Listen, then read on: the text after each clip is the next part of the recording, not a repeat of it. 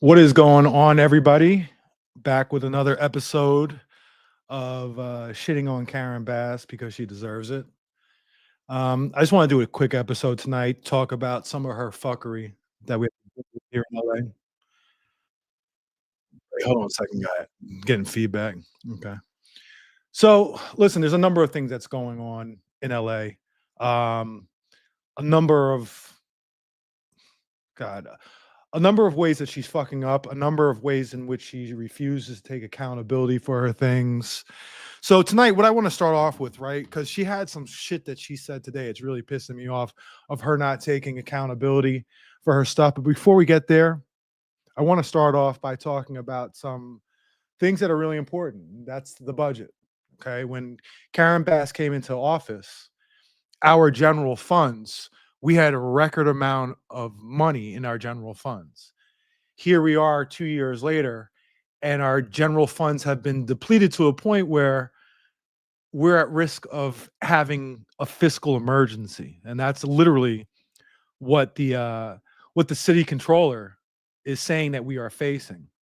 I want to show you a report that came out the other day. The reason I want to talk about it, quite honestly, is because, and it might be a little boring to some, it's just that the media is not covering this properly. I think the only news outlet that has covered the financial outlook that the city controller put out was the West Side Current, who quite honestly doesn't have a great reputation of doing good work, right? But where is LA Times? I don't have a high opinion of the LA Times. I think they fucking suck. But yeah, there's nobody talking about it. So let's talk about it. Let's talk about it. Let me bring this up and show you exactly what is going on here. So each year, the city controller releases their outlook, their budgetary outlook, their financial report on the state of affairs in the city of LA. I want to read some of this. So this is the actual letter that the city controller, Kenneth Mejia, sent to Karen Bass. Let me read this. As controller of the city of Los Angeles, our office has a charter responsibility to prepare and publish the city's annual comprehensive financial report of the city for the fiscal year ended June 30th, 2024.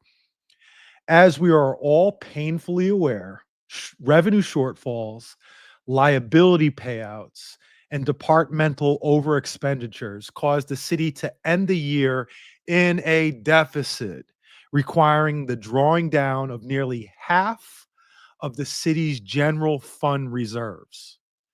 Because these motherfuckers, Karen Bass and city council, fucked up with the budget so badly, and there were cost overruns through most departments, especially the LAPD.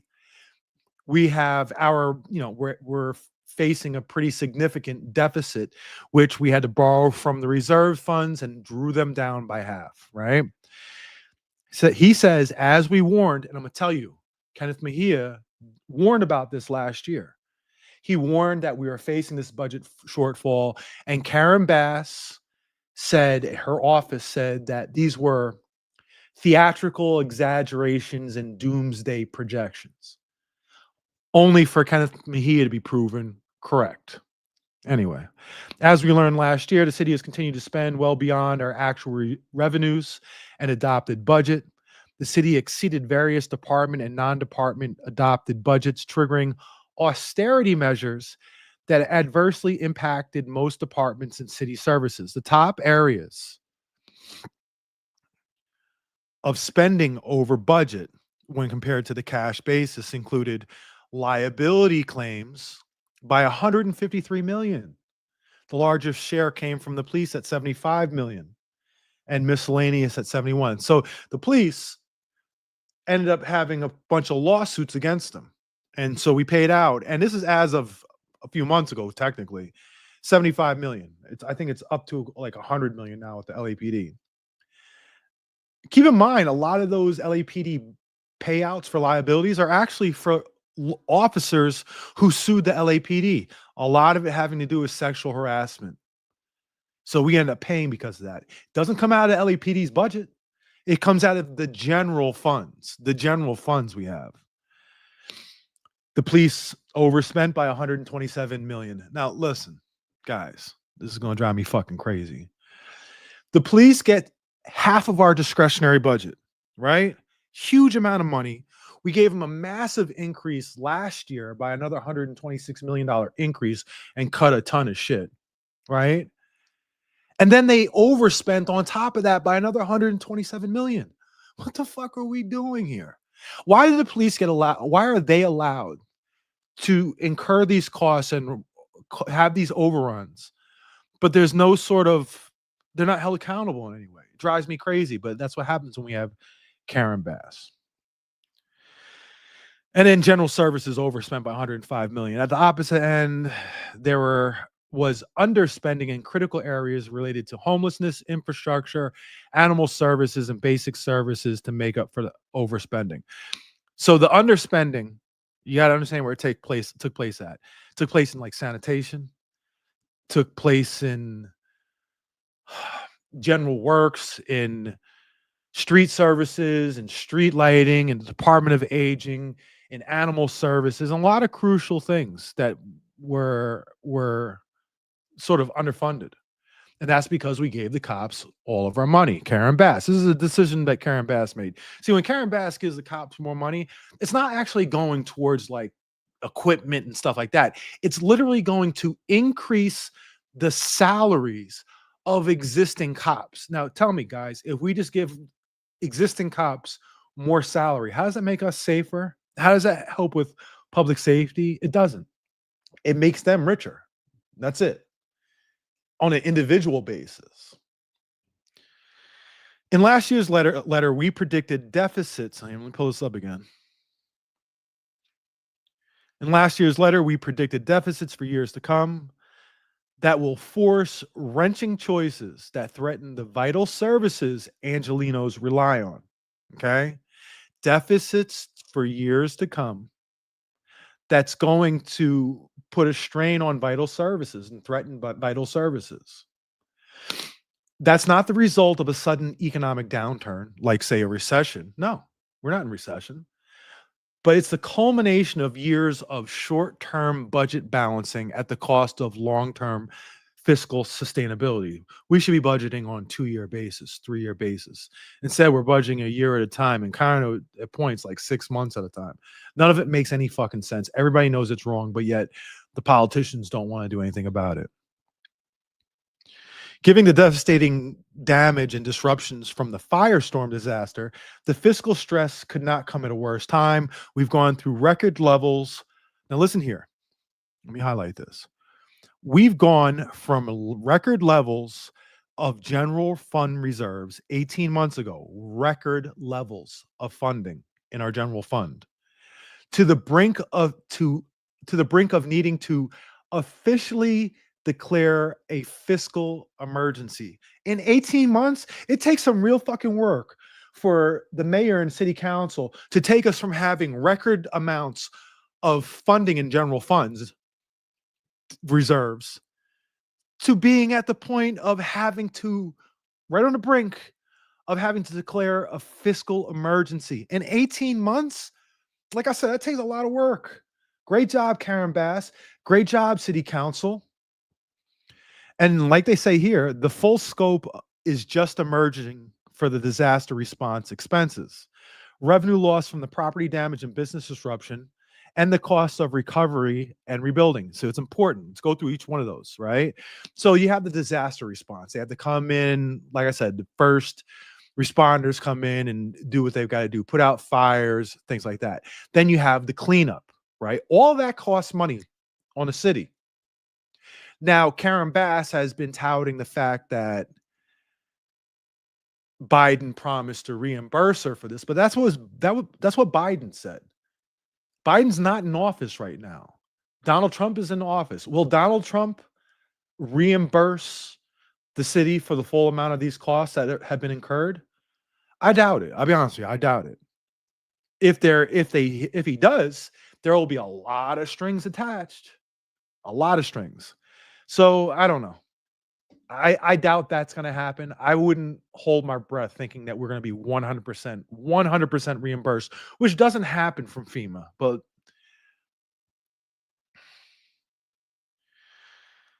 now also there's been revenue loss from property damage.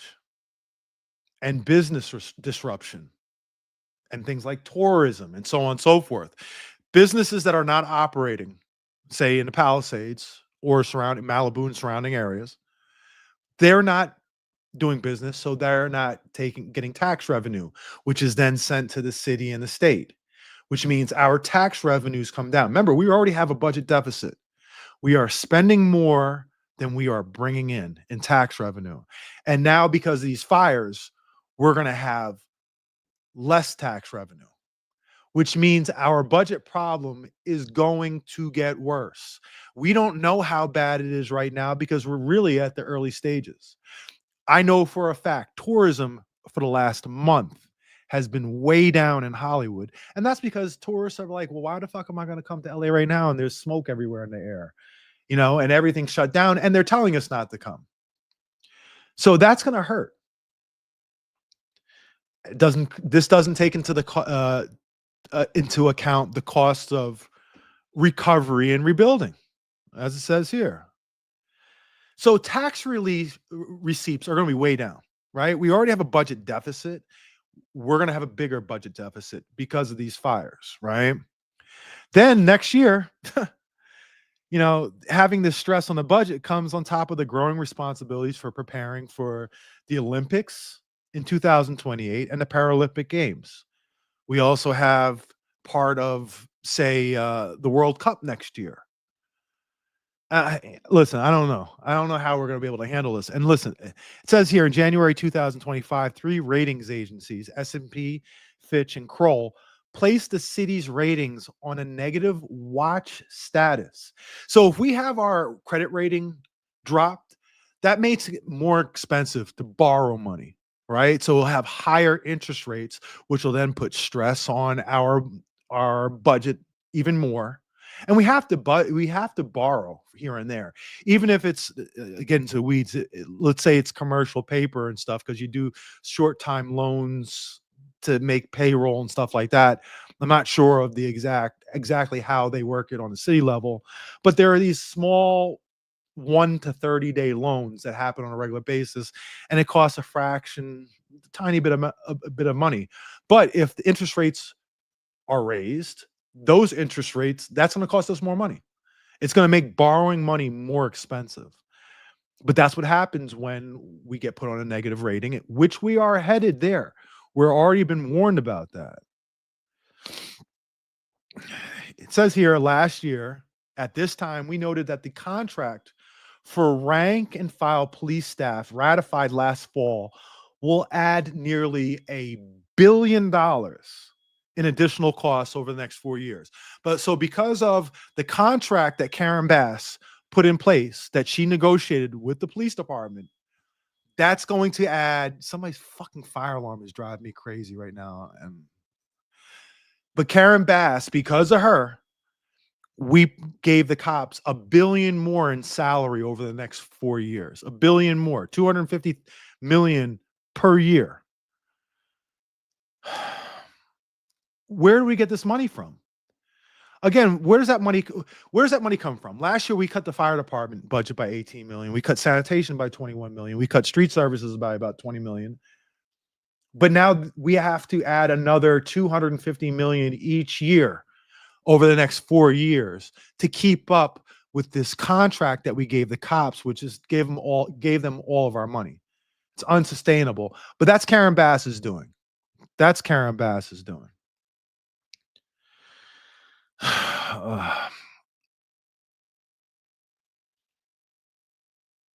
Unfortunately, let me pull this up. Unfortunately, these sober predictions proved accurate last fiscal year, and in the current fiscal year, under budgeting for the impacts of those contracts leave many departments forced for the first time into automatic overspending simply to honor the payroll costs of their existing and understaffed workforce, who are now working even more overtime to keep up. So let me explain this, right? Your budget is a certain amount of positions, right? And because they have to make cuts, they reduce the number of positions. You reduce the number of positions, it doesn't actually reduce the budget, because then you have to have your workers work more overtime to cover the hours and the responsibilities needed, which then makes it more expensive in the long run. So we do things so fucking stupid in this town. It's like, okay, yeah, let's put it on paper that we're reducing these costs, but we're actually, by doing that, we're actually going to increase the cost sometimes tremendously. None of it makes fucking sense. None of it makes sense. But that's what we're doing because Karen Bass and City Council minus 3 people. Like I said, I confronted Eunices the other day because she fucking lied to me. But aside from that, she voted well on this. She voted against the police union contract. Hugo, you guys know I don't care for Hugo. He voted against this contract to a point. He voted against the contract, but he pre-funded it the year before. He doesn't want you guys to know about that. I'm telling you that right now. Same thing with Nithya Raman. She voted against this contract, but she voted to pre-fund some of it the year before.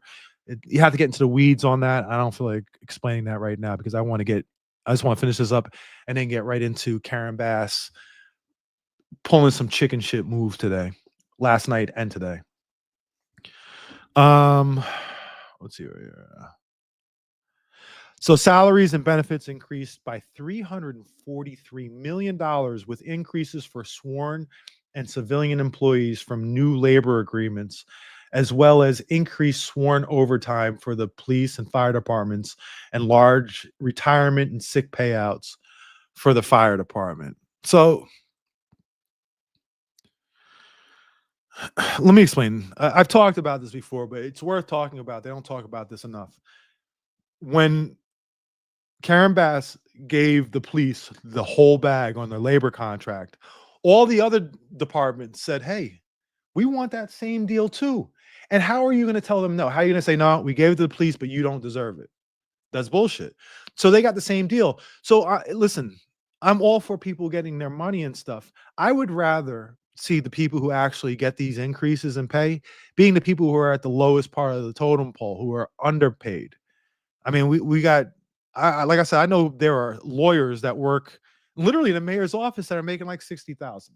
Right. So remember, they've gone to law, they've got a BA, they went to law school. I'm sure they got a shit ton of student loans they need to pay off, and they're getting paid like 60,000. But yet we're giving these cops, I was looking at the MLK parade the other day, and you had seen all these detectives standing around. They're making 150, 170, $180,000. How do you justify that? They didn't require them to get a college degree, so they don't have that debt load from a college degree.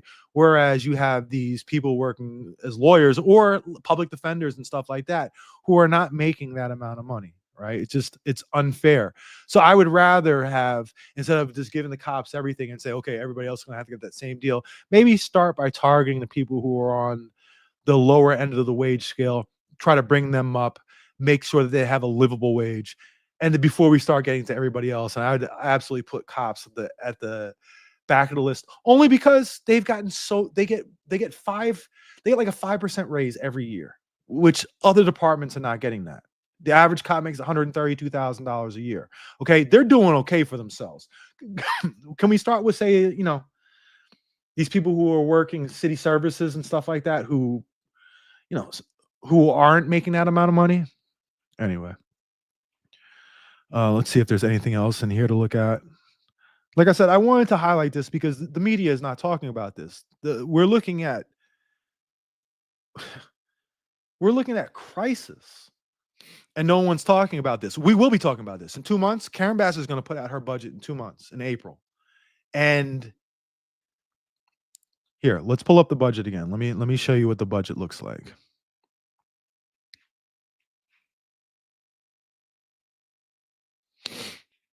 Let me see here. Which one is it?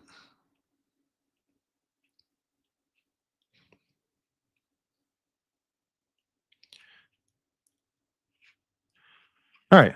So this is the budget. This is how much money we spend in LA. It's hard to look here. You see that top line right there? That top line, that's what we give the police. See that long line? That's their budget. That's their budget. A shitload of money. But look at the things that we're underfunding, like aging. The Ethics Commission, we pay them no money. I gotta tell you something. That's something we should definitely fund, the Ethics Commission, because these motherfuckers are unethical. But yeah, this is where our money goes. The bulk of it, you see that top line, that's the cops. And that's how, come on now. And they want more money. They want to increase that by another $250 million.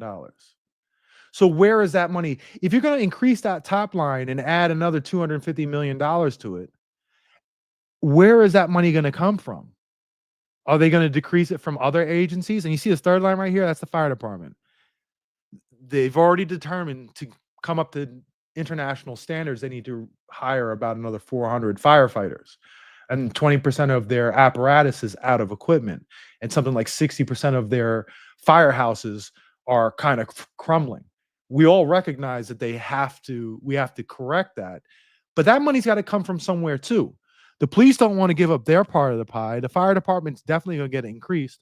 So where is it going to come from? I mean, how much, where are we going to take it from? Transportation? Are we going to take it from housing? I mean, where are we going to take it from? Maybe the city attorney. Maybe the city attorney takes some from her. I don't care for her much. So yeah, I mean, that's where it's going. Now I'm going to bring up the other chart, the one that I often show, of the difference between what we paid last year, increased and decreased. You see in this chart, this is how much, this top line is how much we increased police funding by last year. You see that long line, but down here, we decreased street services by 21.4 million. We decreased the fire department by 17.6 million. We've decreased sanitation by 15.1 million. I'm going to tell you why that pisses me off in a minute. That's a lot of damn money that we are giving the police that should be going to these other agencies. But Karen Bass is stuck. She put her everything in her LAPD, in the LAPD bucket, and now she's sort of stuck with that. If she tries to claw back any of these funds, I don't even think she can, because it's, at the end of the day, it's a labor agreement. She agreed to these deals and we're stuck with it. It's infuriating, right? Let me show you this. I'm going to show you why it's especially infuriating, right? Because we're cutting the sanitation. But what the fuck does sanitation look like right now? What are the streets? I went out last night. I went for a walk on Sunset. Just walked from Mansfield, no, from Highland to La Brea. And during that walk, I was looking at garbage everywhere, but also like the sidewalks are crumbling. The sidewalks are crumbling. If you go and look at what we're paying, in one of the major things we're paying out for, that's liability payouts. That's from people breaking their ankle when they fall off the sidewalk because it's all broken, or a street lamp fall, or whatever our crumbling infrastructure, because we refuse to address it. We end up paying more money in liability payouts, and it's just not going to be addressed until we decide to reprioritize where our money's going. Now, let me pull this up. Let me see if I can find this here. 1 second.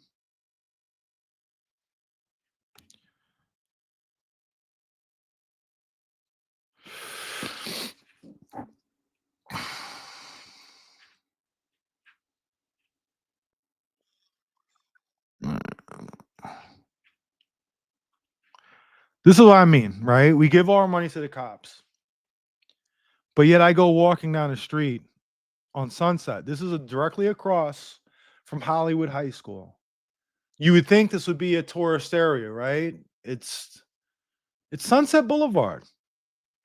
This is give you an update on what the sanitation issue looks like here in Hollywood.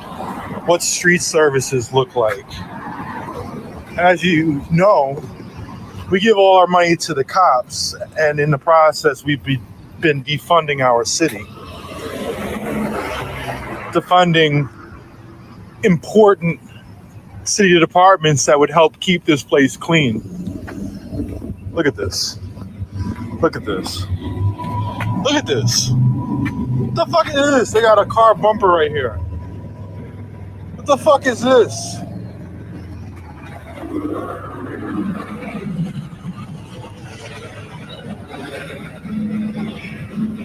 This is Karen Bass's LA.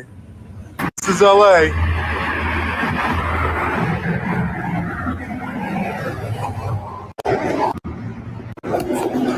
Karen Bass's LA. This is what sunset looks like. This is what sunset looks like under Karen Bass. Come on, man. Why should it look like that? This is on Karen Bass. This is also on Hugo Soto Martinez. His punk ass, why isn't he doing anything about this? He only cares about putting in bike lanes in East Hollywood. Why isn't he concerned with cleaning up the streets? And I'm going to tell you right now, Hollywood right now, the homeless problem is getting worse by the day. It's getting just tremendously bad. And oh yeah, it's going to get worse because we're going to have this budget crisis. We're going to end up cutting back a lot of the homelessness stuff, which some of it is fine because a lot of it is fraudulent. You know, a lot of it is, you know, I don't even get me started on our Inside Safe program. Karen Bass likes to run around, talk about how she has reduced homelessness. And it's really kind of a lie. Let me show you why that's a lie.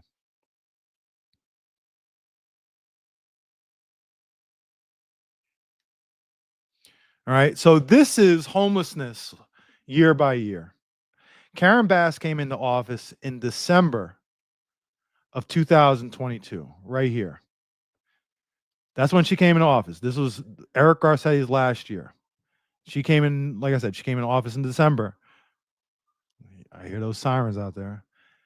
This is her first full year in office, and this is her second year. She's saying, she's out here running around saying, hey, look, homelessness has decreased. Actually, it's up since you've been in office. Here is when you came into office. Here is where it is now. Just because it spiked up in your first year and came down slightly, you shouldn't treat that like it's some sort of huge win. That's bullshit. Especially since her flagship homelessness program, we have spent $342 million on, and we have permanently housed 850 people. Here, let's find out.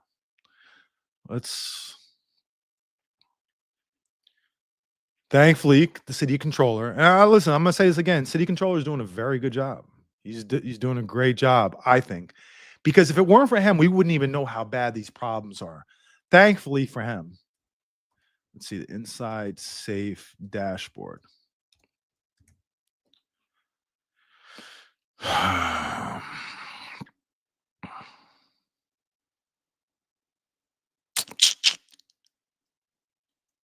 Where is it at? Okay. Let's pull it up. So here's what we've spent on Inside Safe. We have spent $342,797,000. $342 million. Total that we have in permanent housing right now is 837. $340 million to permanently house 837 people when there are 45,000 homeless people on the street. You are not more than halfway through her first term. 45,000 on the street. Of them, she's permanently housed 837,000. 837 at a cost of nearly 350 million. What the fuck are we doing here? How is that? And she's treating this like it's this great program. She's out here tweeting about it every other day. This is a great program where we are bringing people inside. They have an inventory of about 1,000 hotel rooms. And what they do is they bring people on the street, put them in the hotel rooms. And every time they try to bring somebody new in, it's because they force somebody else back out into the street or somebody else has exited. Very few people actually go on to having some sort of successful outcome like permanent housing. Okay. It says right here there have been 1,359 exits. That means people back out in the streets for the most part. This is what Karen Bass runs around acting like this is a fucking success. All right, so I just want to get that out of the way. Like I said, I'm a little annoyed that no one's talking about that. I always want to talk about that. Now, let's talk about what a fucking loser coward Karen Bass is. So, remember, during those fires, right? Karen Bass was over in Ghana having cocktails at the the Ghanaian embassy rather than being over here. And like I said, in the days after that, when the fire started, I'm like, who the fuck is in charge? And no one really knew. No one really knew who was in charge. So Karen Bass was asked by Fox News, Alex, what's his name? Michelson, asked if she made a mistake by going overseas. Let's pull that up and let's play this video and let's um, hold on. Here we go.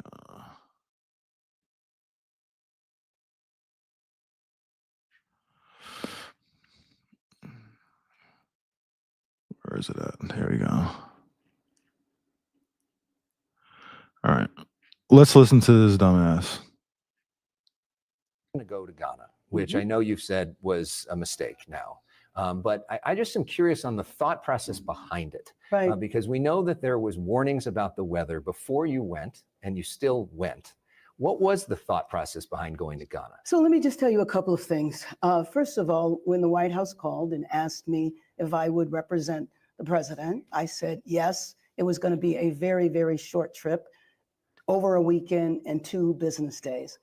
We need to over the weekend and 2 business days. What she's saying is it was 4 days. Is that really a short trip for?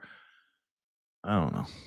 look at everything about the preparation and all of that for the fires, because I think when we evaluate that, we will find that although there were warnings that I frankly wasn't aware of, although there were warnings, I think our preparation, it wasn't what it typically is, meaning that before there's a major weather event, for example, last week when we knew we were going to get into the rains, Right. you saw us come together and us talk about, get your sandbags, bring the K-rails out.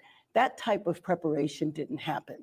If that had, I will tell you, Alex, I wouldn't have even gone to San Diego, let alone leave the country. But what do you mean there were warnings you weren't aware of? Because I know we were talking about it on the news. A lot of people were talking about the problems, warning that this was going to be a huge deal. So when I talked about it with the fire chief, what she said is that we have warnings of Santa Ana winds a lot, but predicting this, and you saw, from the city, from the county, that level of preparation really didn't happen. So it didn't reach that level to me to say something terrible could happen and maybe you shouldn't have gone on the trip. Why didn't But it to happen? me, I don't know. I mean, I think that that's one of the things we need to look at. So 2 investigations are taking place. Investigations?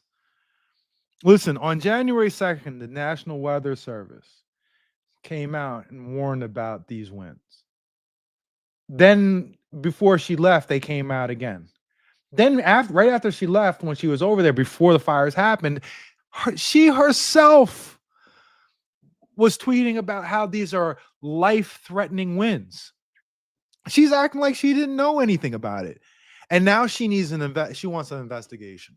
We need to have an investigation to figure out why she, Karen Bass, an adult, was unaware about the weather conditions that the National Weather Service was putting out and that local news was putting out.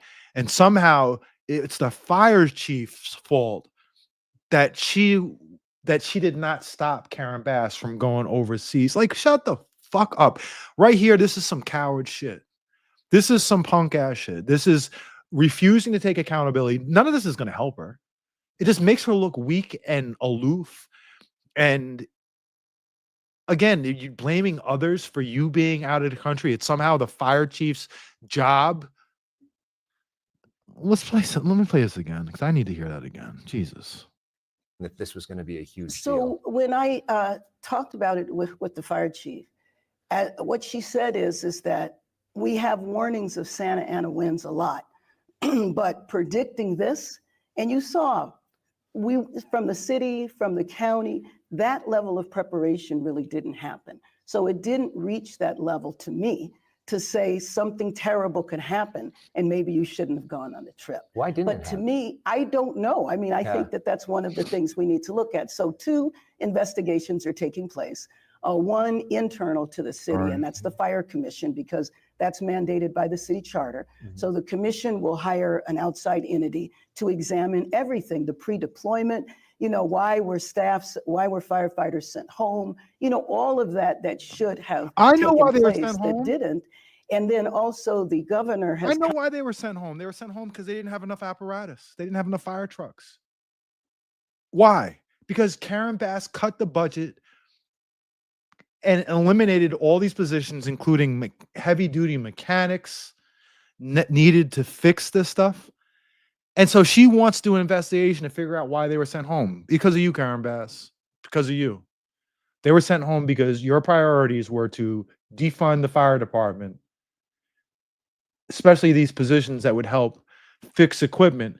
Your priority was to defund that to give the cops more money, and now you want to sit here in front of the press for playing stupid. And she's playing stupid. She knows exactly what the answer is. She's trying to play stupid and deflect and blaming the fire chief. It's the fire chief's fault I was overseas. I didn't get the proper warnings, even though the National Weather Service warned it.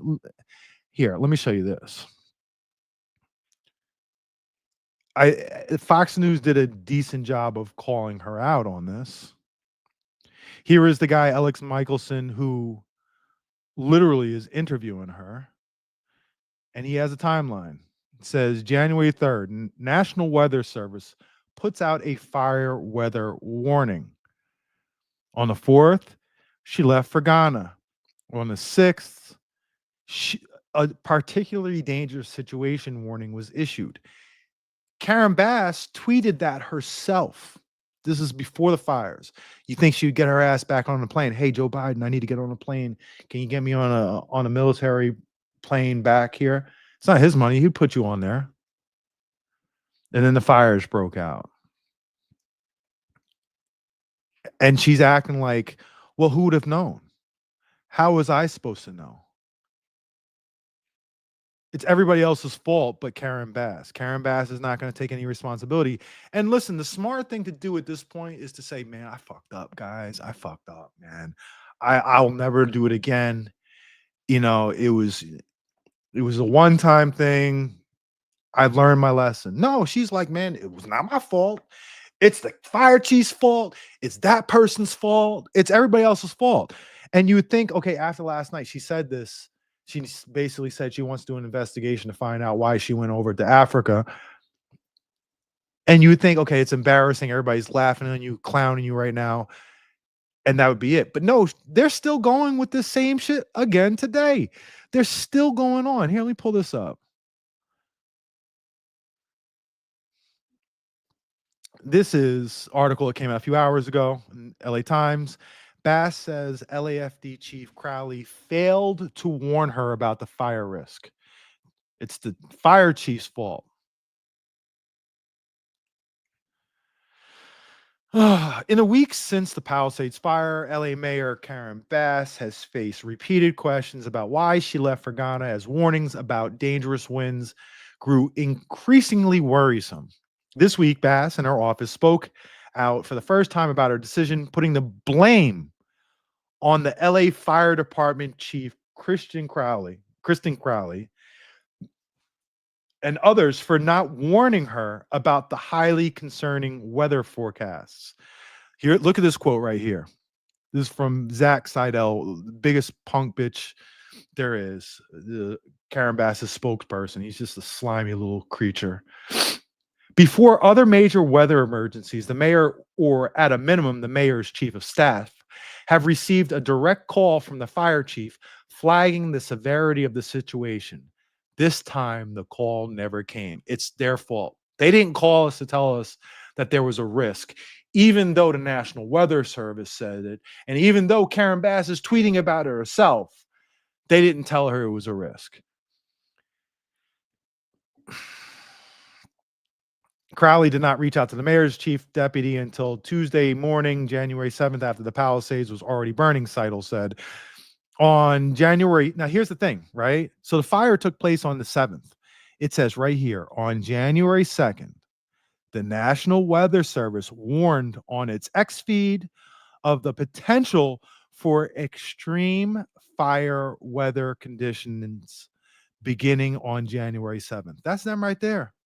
The National Weather Service is saying right there, 5 days before the fire, 2 or 3 days before she left to go to Africa, warning about this. The next day, the agency's forecast escalated to January 3rd to major risk, take action, and critical fire conditions. That's what they said. Again, their forecast escalated on January 3rd to major risk, take action, and critical fire conditions. And what happened? The next day, Mayor Bass left for Ghana as part of the presidential delegation. The next day. After that warning was put out, the next day she left. Now, this is the National Weather Service. This is the cream of the crop. You're not going to heed their advice. You're not going to take their warning. And then you're going to go and blame, hey, it's the fire chief, it's this person, it's that person. It's everybody else's fault.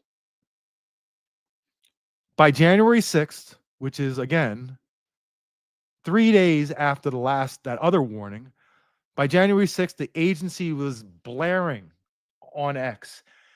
You see it right here, all caps. Heads up. A life-threatening, destructive, widespread windstorm is expected Tuesday afternoon into Wednesday morning. She even retweeted that. She acting like she didn't know about it. She retweeted that. She could have said, okay, let me get my ass back over to LA. Some shit's about to be fucked up. I need to be there for my people. No. And she was sipping on her little martinis smoozing it up at the Ghanaian embassy. Probably trying to get some of that some of that money for her slush fund. The frightening wind forecasts in a winter when LA area had barely seen any rain were featured in numerous news reports, it says. And then in the days in the days after the fire erupted, tensions between Bass and Crowley emerged in public view, with Crowley saying on television that the city of Los Angeles, and by implication Bass, had failed her and her department by not providing more funding and resources. These are just facts, guys. These are just facts. So again, after Karen Bass played herself on that news interview yesterday, she decided that she was going to blame everybody else. Still, she blamed them last night, and then the mayor's office is still blaming people today, and they're going to keep on blaming people. And listen, is it helpful in any way? Is anybody going to say, you know what? I'm going to cut Karen Bass some slack because the fire chief didn't warn her about these, the fire conditions, the potential fire conditions. No one's going to say, nobody's going to be like, okay, yeah, I'm going to cut her slack. There's nothing she can win by using this bullshit excuse. It just literally makes her look worse but she's a fucking inept politician. I'm not just talking about as just like a manager and being a mayor and handling the operations and the executive branch of the mayorship. I'm just talking about she just doesn't get it. And she's never gotten it. I've been seeing this since before when she was running. She wasn't getting it. And it was frustrating to me because I was like, how the hell are we going to make her mayor? I didn't think the candidates were that great that she was running against. So it's like, we got stuck with what we got stuck with. I don't think there's any chance in hell that she'll get reelected. 0% chance. 0% chance. I mean, look, 1% chance. But you could throw anybody in there against her. You can put anybody in there against her and they would win, except for this guy, Tony D'Amato. He's not. He won't. But anybody else, they'll beat her. And it's frustrating, right? Because we still have to deal with 2 more years of her. And I have zero faith that she is going to handle any of this well. That's the things that are coming. Again, it's important to remember we are in budget crisis and we're going to have to make tough decisions. And Karen Bass feels compelled to or beholden to the LAPD. She's going to have to give them a massive increase. And again, listen, I've talked about this before. The LAPD union endorsed Rick Caruso last election. Now the LAPD union is defending Karen Bass against Rick Caruso. They're attacking Rick Caruso. And that's because Bass gave them the entire fucking bag. And so they're like, yes, we're gonna defend her. She gave us all the money. Hey, fuck you, Rick. So that's a weird dynamic. My thing is, I wonder what would happen in an election if he's running against her again. I don't know. She put herself in this rough position.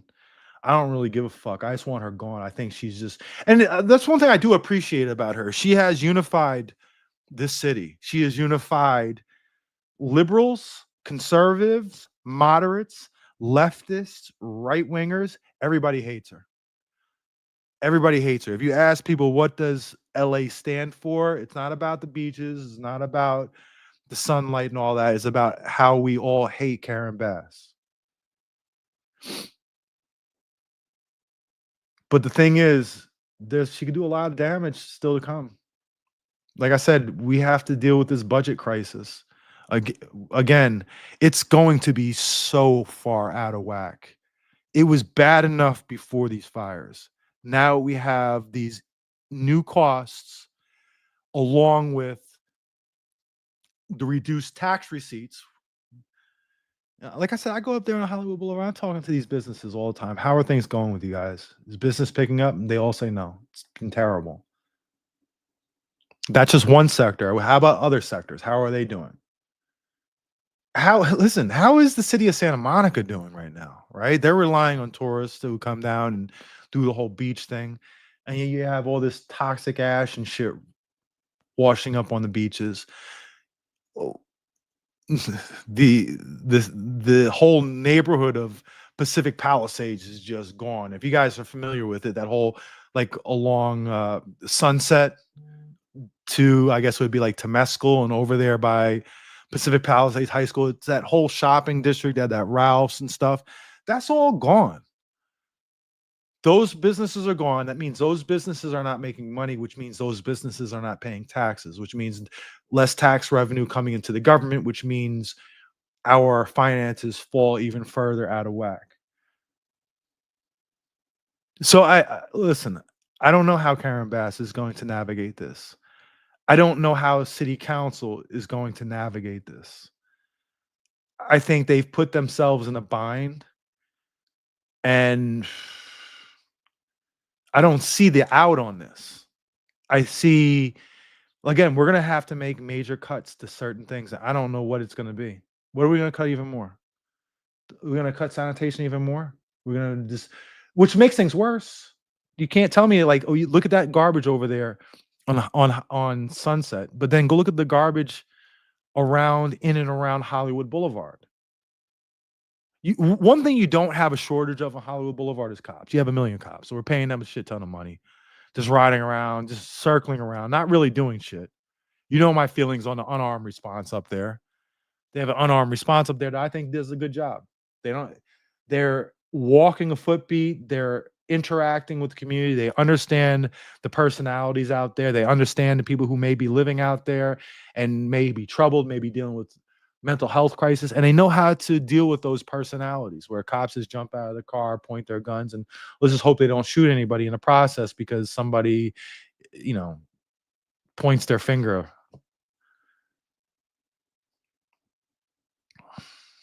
I don't know. I'm frustrated by all this. I hope you guys are frustrated by this. I don't think Karen. I think Karen Bass is fighting a losing battle. Her Twitter account is so stupid at this point. It's just she is catering solely to try to win over the people in Pacific Palisades who are never voting for her dumb ass. They don't like her dumb ass. Again, the last mayor we had was Eric Garcetti, and he essentially just quiet quit for the last 2 years, 3 years in office. He's like, the true story was he expected, Biden came into office and that he would jump over and become a diplomat over in India, but there was a whole scandal with Eric Garcetti because Eric Garcetti, oh God, oh God. Eric Garcetti had an aide who was sexually harassing some cops that were on the detail. And then there was other stuff like, people don't want to talk about this, but they had one of Eric Garcetti's lover had a whole thing that happened up at City Hall where they had to sedate him. He was causing a problem. And then Eric Garcetti had gotten apparently arrested for domestic violence and the cops let him go. And people don't want to talk about this stuff. This is some insider shit. He was a disaster, but man, I would take him right now over her because at least he was just like, let me get the fuck out of the way. I'm just going to go hide out for 2 years. She is just actively destructive, tearing our shit apart. So yeah, listen, that's where we're at right now. I don't, as long as Karen Bass is in office, and it's not just her, it's all of them in the city council. They're all feckless and ineffective. They're all scared of their donors, scared of the special interests, actively working with the special interests, including and especially including the nonprofit industrial complex, the homeless industrial complex. Guys, that shit is real. Don't think that that's just rhetoric being used. That shit is real as fuck. So anyway, listen, you want to see the homeless industrial complex and stuff? Here's a perfect example of what I saw yesterday. Let me pull this up. I did a live on this yesterday about there was a situation where I guess some homeless outreach workers wanted the police to come and stop a guy so they could 5150 him. And they had, I don't know, a half dozen social workers, a city workers, a county workers. And at one point they had 13 officers and a helicopter for this one homeless guy, a guy who I actually knows who doesn't bother anybody. This guy's never bothered. I never see this guy bother anybody. He's just quiet and sticks to himself. But they needed to have all these resources, 16, 17, 18, 19 people plus a helicopter for him. Let me pull this up.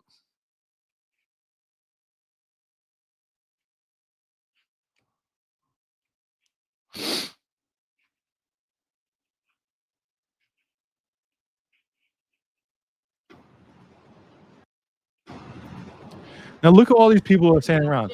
This is for one person. Watch out for that guy. That guy curses out women. Remember I caught you cursing out that woman? Remember that? That's Jason Habercorn. Yeah, I caught his ass cursing out a woman. He didn't know I was right behind him. I kind of crept up on the stop, and he was having a woman towed for parking at a fire hydrant. And she's like, "I'll move my car now." He's like, "No, I want to tow your shit."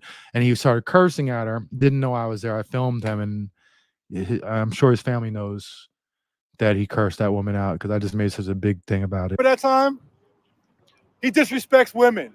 This guy right there. There were more cops here. This is what we end up seeing. And of course, you have to have the workers standing around. Well, on the right, while they have. Hold on. While they have, if you're gonna have to deal with the homeless crisis, you got to have a whole fucking helicopter out here. A helicopter. And of course. And so you have the homeless industrial complex right here to the side. And then you have, at this point, there's you have to have the workers standing around left. While they have for one homeless being person. held. This is where our fucking money goes. You have to have all those resources for one homeless person who is honestly, what are you committing him for? What are you committing him for? He's not out there. I don't see him breaking windows or assaulting people. He's just minding his business. I'm sure life is not the greatest, and you got to come and they strap them down and all that other shit. So yeah, all these resources, and then we wonder why our city is going broke. This is where our money is going. Our priorities are so fucking screwed up, and I'm frustrated because where are the journalists that cover this stuff? Again, where are the journalists covering the fact that the city controller is like, hey guys, we are fucked. We are seriously fucked, and no one's listening. City controller was warning about this a year ago, and the media didn't do shit. And here we are a year later, and we are in crisis. And the media is still not doing shit. To me, it's just completely frustrating. And then 2 months from now, the media is going to be all over the story about how we've wasted this money. And they're going to be like, well, how could this happen? Well, you know what? It happened because you guys weren't doing your fucking job. Because you refused to confront and call out these politicians. You want them to just hand you stories without any sort of pushback because you want to have that sort of relationship.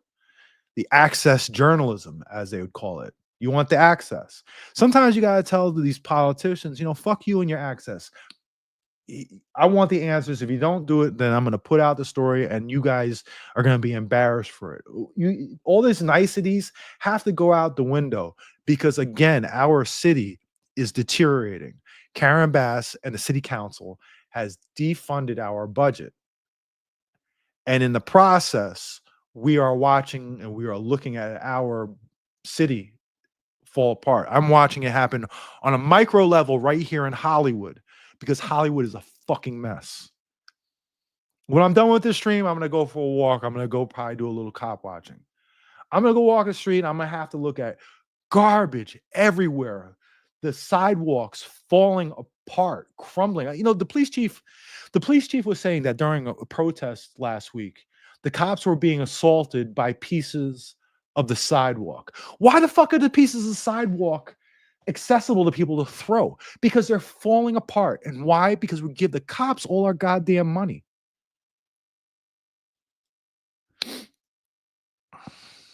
I'm frustrated.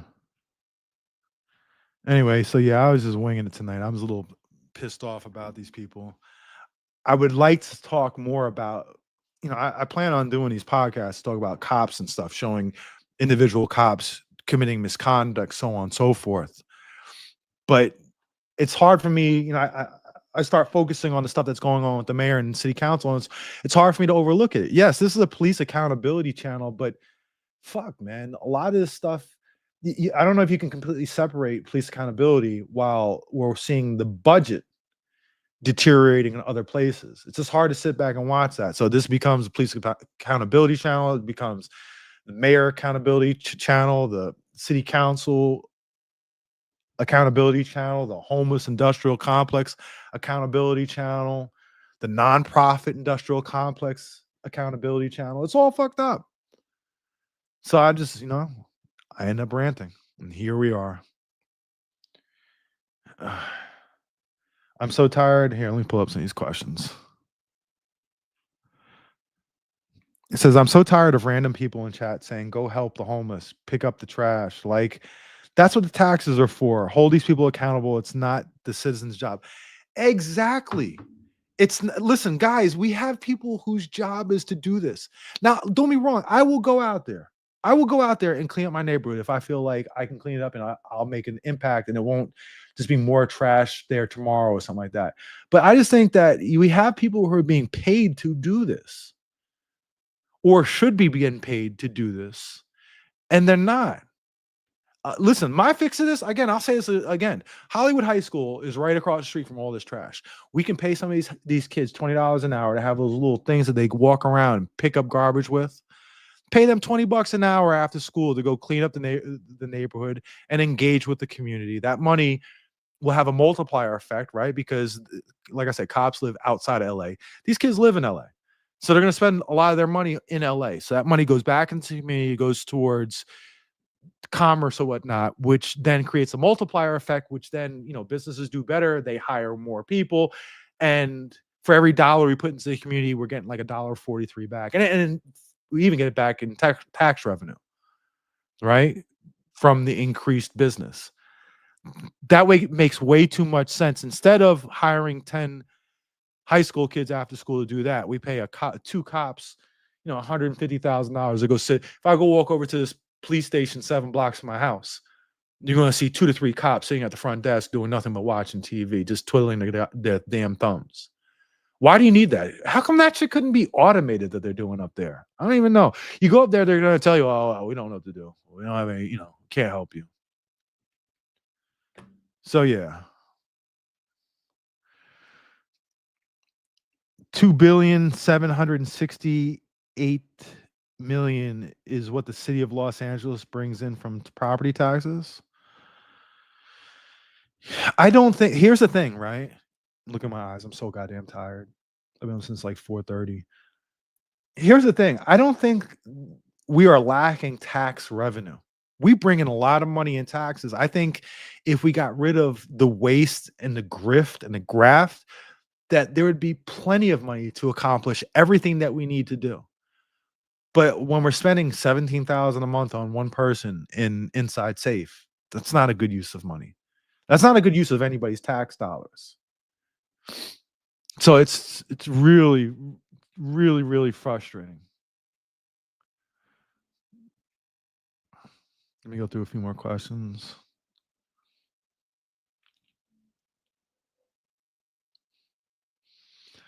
Says Jules, it's people that are okay with giving out taxpayer money to those that are being paid to do their job, only for them to not do their job. Listen, man, the city is just run so poorly. Doesn't have to be this way. As I said, if you go to Akron, Ohio, and I don't know what their economy is based around, but I just picture Akron, Ohio being a place where you have 2 or 3 employers in the city and they make up a bulk of the commerce and tax revenue. Whereas LA is just well diversified, whether it be through, like I said, tourism or technology. We have our manufacturing, we have entertainment, on and on and on. It's just a wide variety, a large tax base to work with. I don't think we're hurting for tax dollars. I think we're hurting with how our tax dollars are dispersed. And listen, this goes across all ideology. I don't care if you're a leftist, a liberal, a moderate, a conservative, a right winger. No one should want to see a waste of tax dollars. And I don't think anybody does. I don't think anybody's happy across the spectrum of how money is being used on Inside Safe. I don't think anybody is. I don't think anybody's saying, oh, this is a good use of money. I mean, Karen Bass does and Hugo's office does. Outside of that, and the nonprofits do, right? All those different, the major nonprofit, PATH and all them, St. Joseph's and all that. I'm sure they love it. They're getting rich off this shit. But everybody else, I don't think they're very happy across the spectrum, are happy with these programs or the outcomes.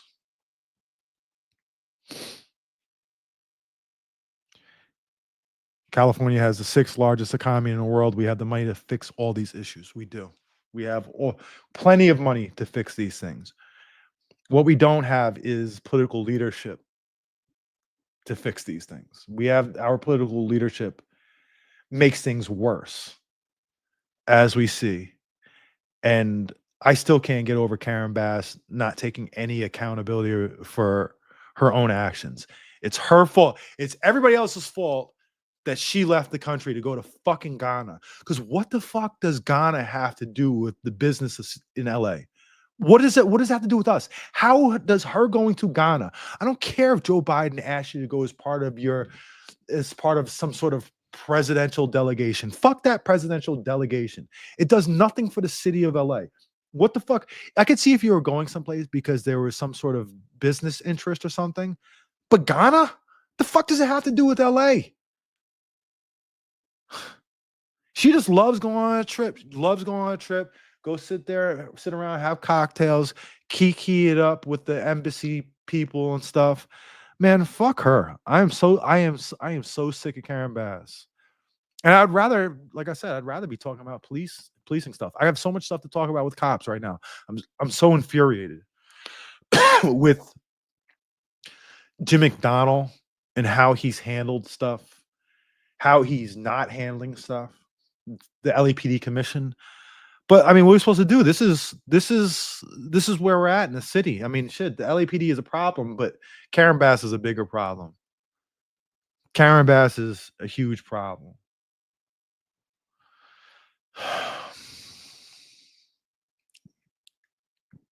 Ghosting emails. You're right, Deb. That's the thing. When Chief Moore was LAPD chief, I'd send him an email. Sometimes it'd take 2 or 3, but he would eventually answer because he didn't want to pressure. Jim McDonnell will not answer anybody's emails right now. And the reason why is because Karen Bass said, hey, I want you to come in. I want you to pick up the morale of cops because I have to, for the Olympics, we need to get 2,000 more cops. But the problem is nobody wants to join the LAPD because of their reputation. It's shitty right now. And they don't like the microscope that you're going to be put in under, whether it be myself or the LAPD Stop Spying Coalition with their database and profiles of cops. When I know they're going to start adding more and more stuff to their profiles of these cops. You're under a microscope. And I intend to keep them under a microscope, make them feel uncomfortable until they start addressing some of this stuff. Charles Patrick said, Bass loves spending all that time in Paris on taxpayers' time. She went 2 times to Paris in the course of like 3 weeks, 4 weeks? 2 times. Now she says, oh, it's part of her responsibility with the Olympics. Man, fuck all that. Send somebody else. She loves the attention. She just loves traveling, and she loves that part of the job. She loves the part of the job where she travels and, rubs elbows with all these wealthy people or influential people. What she needs to be doing is get her ass on the ground here and do her fucking job. It's frustrating.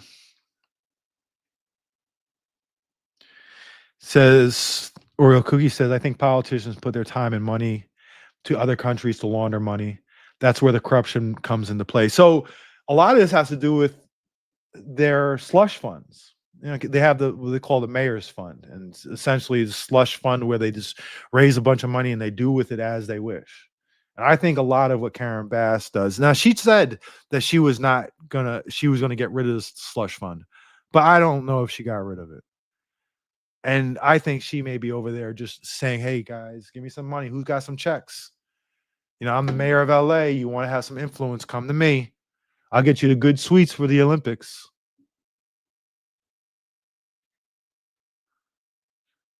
As I mentioned before, she loves showboating. Karen Bass loves the attention. Karen Bass doesn't like putting in the work. Oh God, let's pull this up. Did you hear about Lindsay Horvath calling her out? You guys familiar with Lindsay Horvath? Lindsay Horvath is a commissioner on the county level. Very influential, powerful position. Let me see here. Oh God, this is so funny. So Lindsay Horvath said, I had enough of your bullshit.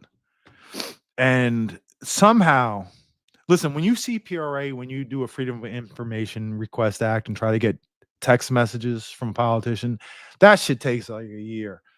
Julia Wick for the LA Times did it and got him immediately, which makes me think that Lindsay Horvath wanted these emails released. It says here, the headline is, doesn't feel very locked arms to me. Text reveals strain between Bass and Horvath. Oh God, this is brutal stuff. Los Angeles was deep in crisis on January 21st when County Supervisor Lindsay Horvath made her frustration known to Mayor Karen Bass. The Palisades fire was only partially contained. Forecasters had issued a rare alert amid vicious winds, warning that new fires could spark. And the first rain of the season was expected soon, meaning mudslides and debris could careen down scorched hillsides. Bass was still struggling. This is key. Bass was still struggling to regain her footing after stumbling badly in the days after the fire broke out. City and county officials had been holding daily press conferences together.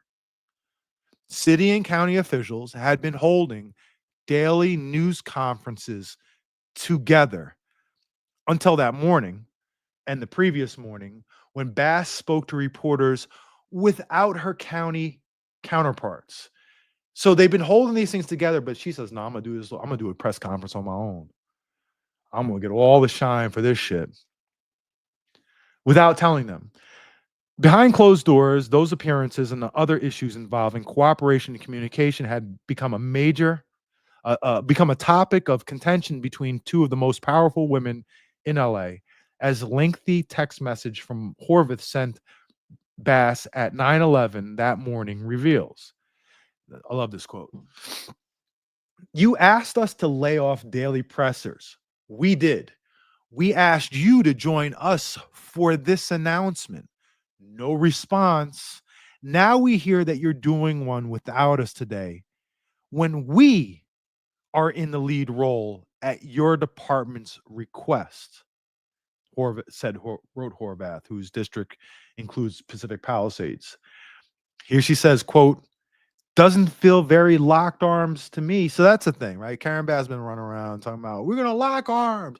We need to come together and lock arms. And it's all a bunch of bullshit because nobody feels that way. Nobody's like, what? Lock arms with what? I don't even know you. Why am I going to lock arms with you? What she's trying to say is, hey, listen, we're all in this together. So instead of me taking the heat, I'm going to spread it around to everybody. We're all locked arms together. But she's been using that corny ass line, locked arms, locked arms, locked arms. And it's showing, Lindsay Horvath wrote in this text that it doesn't feel very locked arms to me. That's what she said. And I'm going to tell you right now, she put this in a text. Well, let's read this. She said, invoking a catchphrase Bass often uses to emphasize the importance of cooperation among government officials. The slogan is central to Bass's political brand, and the mayor citing it at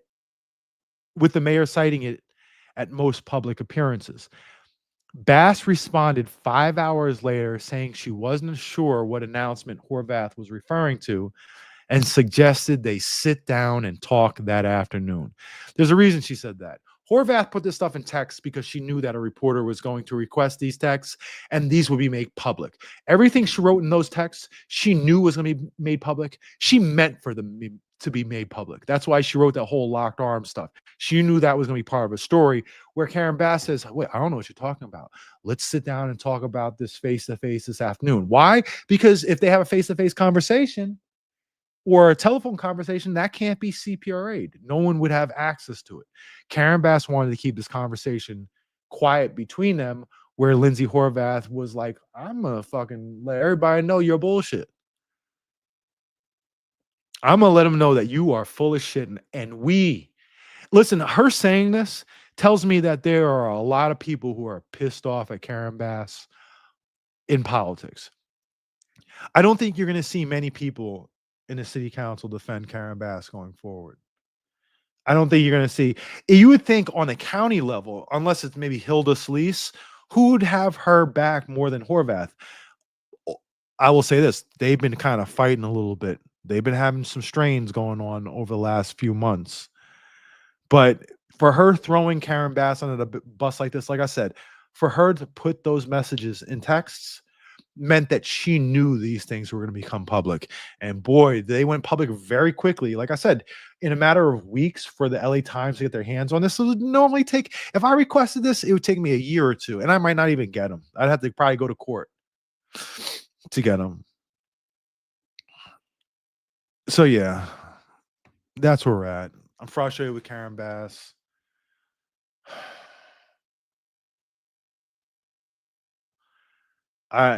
Everybody's frustrated with her. And I think the most frustrating part is we're going to be stuck with her for 2 more years until December of next year. Will she win re-election? No chance. No chance. She's fighting right now for her political life, and just give it up, lady. Seriously, just give it up. It's not going to work. The stuff that you're pulling, blaming everybody else, when you're blaming other people for your own movements, for your own choices, that's loser shit. She's a fucking loser. She's an incompetent, inept, feckless, ineffective loser. That's where we're at.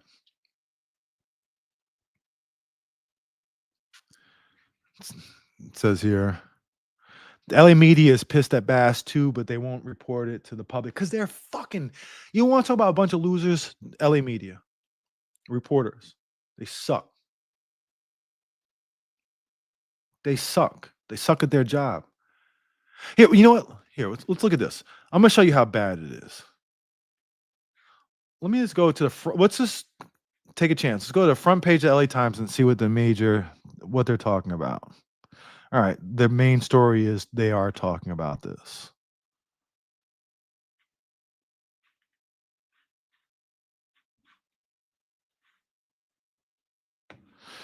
So yeah, okay, I guess they are. The main story is Bass says LAFD chief Crowley failed to warn her. You fucking loser.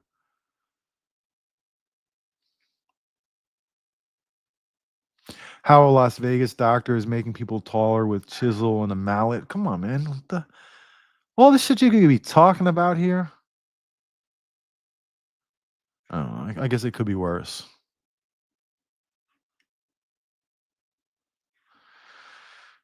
Yeah, it says here she submits her budget in April. Write, call, leave comments for her. Yeah, listen. You gotta write and call, leave comments for her. You gotta write, call, and leave comments for the council members. I already know how no matter what she puts out there, you're gonna have certain council members that are just gonna vote. MHD is gonna vote with her. John Lee's gonna vote with her. I don't know, man. I wonder about some of these people. I wonder if they're gonna do some pushback because she's weak at this point. Right now, she's a wounded animal, and I don't know how she gets out of it. I don't want to see her get out of it. I think she needs to be held accountable. I think we need to send a message that we are not going to put up with this sort of leadership here in LA any longer. Like again, I don't care what your political ideology is or affiliation is.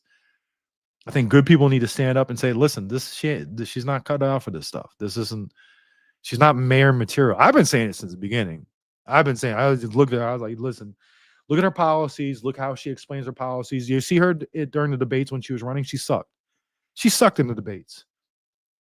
She wasn't nimble in any sort of sense. She had no command over the facts, over policies. She just basically said, "I am Karen Bass, and I am the golden child. I have been in Congress for all these years. I've been in the assembly. I've done this and that, and it's my turn to be mayor." And I think her turn is over.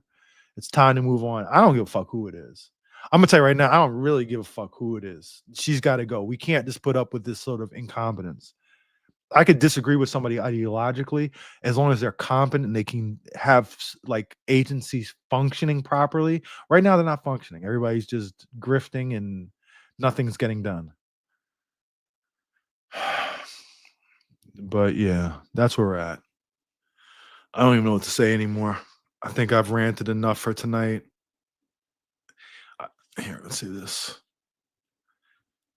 I hope Bass is recalled for all the mess that she's put the city in. So she won't be recalled because the primaries are just about a year away. So we're close enough. Recalls are expensive, and the signature process is a process. And by the time we get that all done, the election will be ready. Will be happening next year. My thing is, listen, I hope we get some good candidates. I don't know who they are. I'd like to see Kenneth Mejia run. I don't know if he is. I believe he's running for re-election. Oh, here's the one I look at that. Hugo and Karen locking arms to an employment line. Exactly. Hugo, though, I gotta tell you something. Hugo will probably win. It's hard to beat an incumbent. Who's gonna run against Hugo in CD13? I don't know. I'd like to see somebody run, take him out because I think he's just a piece of shit. But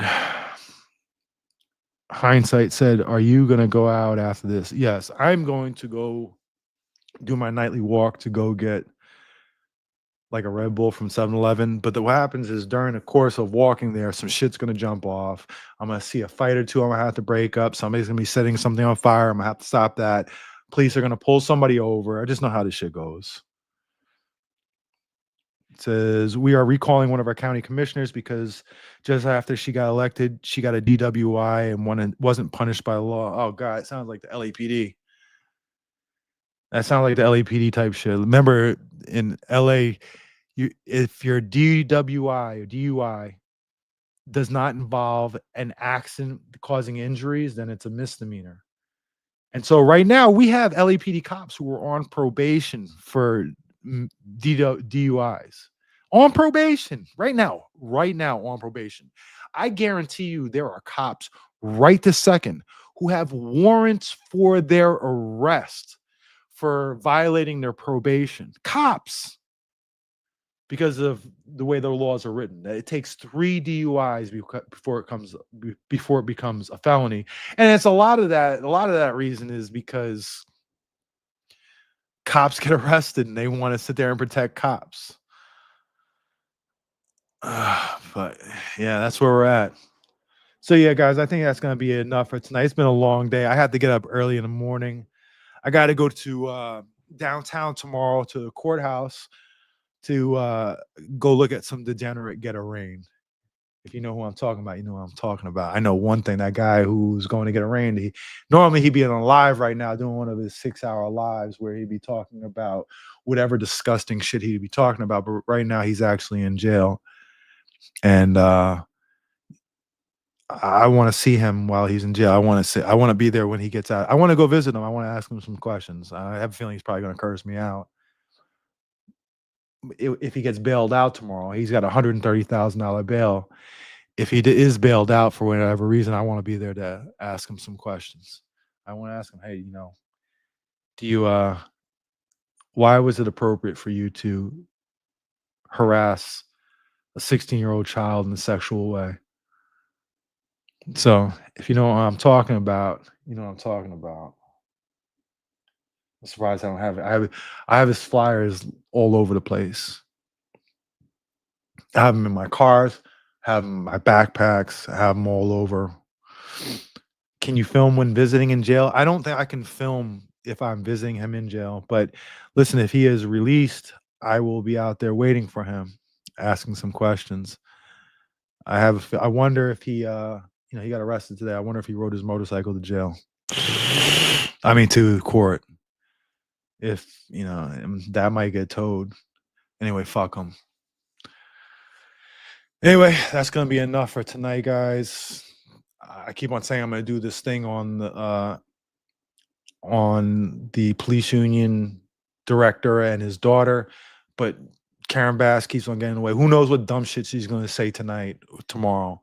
She's gonna say some dumb shit. She's gonna drive me crazy. I swear to God, nothing fucking drives me crazier than her dumbass tweets. Because she's running for re-election of Pacific Palisades only, because that's all she talks about now.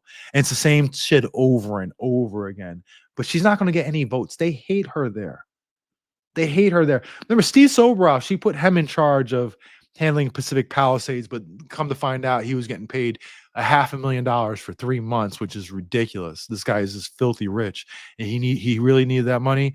But she was making decisions without talking to him, even though she put him as the ambassador in charge of this rebuilding effort in the area. She doesn't talk to anybody before she does things. She decided she was going to reopen certain streets without reaching out to Lindsay Horvath or the county officials. She reached out to Ventura County officials. Why? Who fucking knows? But not the LA officials. She doesn't know what she's doing, guys. How many times am I going to say this? Karen Bass doesn't know what she's doing, and we are all paying for this. Anyway, that's enough for tonight. Shout out to the mods. Hopefully see you tomorrow. like I said, it could be about LAPPL. It could be about anything else, you know, just me ranting, screaming into the void.